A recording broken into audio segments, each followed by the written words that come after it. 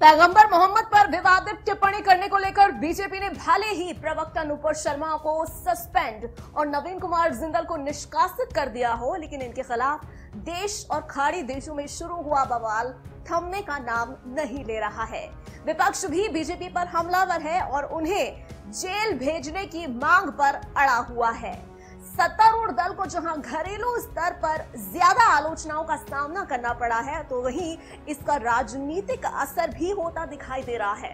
Iran, Kuwait, Qatar और पाकिस्तान समेत कई देशों ने पैगंबर मोहम्मद को लेकर की गई टिप्पणी के खिलाफ भारतीय राजदूत को समन किया है। पैगंबर मोहम्मद के बारे में बीजेपी की पूर्व प्रवक्ता नुपुर शर्मा की विवादास्पद टिप्पणियों पर मुस्लिम देश लगातार आपत्ति जता रहे हैं। रविवार को कतर ने सबसे पहले इसे लेकर अपनी नाराजगी जताई थी, जिसके बाद से कुवैत, सऊदी अरब, अफगानिस्तान, ईरान और पाकिस्तान समेत करीब 15 देश भारत के सामने आपत्ति जता चुके हैं।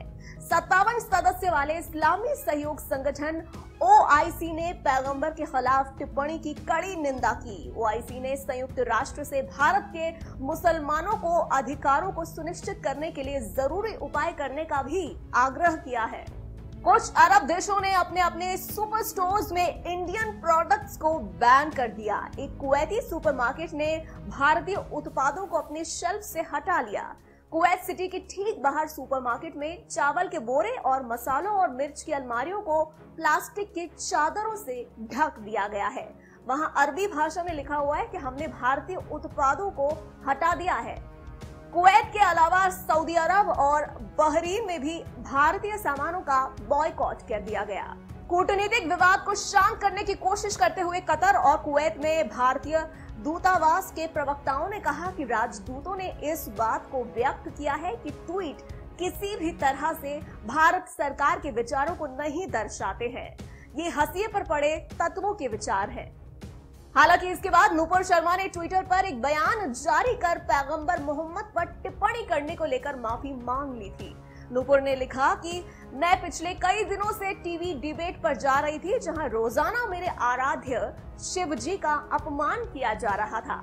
मेरे सामने ये बार बार कहा जा रहा था कि वो शिवलिंग नहीं, वो फव्वारा है। दिल्ली के हर फुटपाथ पर बहुत सारे शिवलिंग पाए जाते हैं, जाओ वहां जाकर पूजा कर लो।